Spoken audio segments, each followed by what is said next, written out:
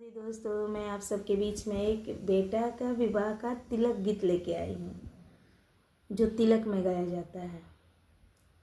गाई के गोब्रानी अंगना लिपायो रघु नंदन हरि, गजमोती चौका पुरायो सुनहो रघु नंदन हरि।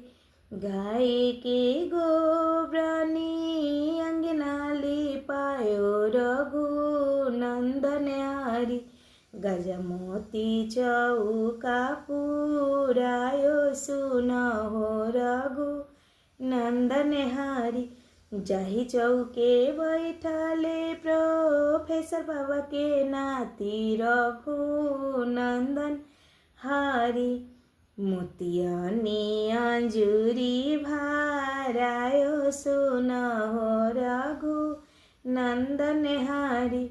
जाहि चौके बैठाले मैनेजर पापा के बबुआ रघु नंदन हरि, मोतियानी अंजूरी भारायो सुनहो रघु नंदन हरि।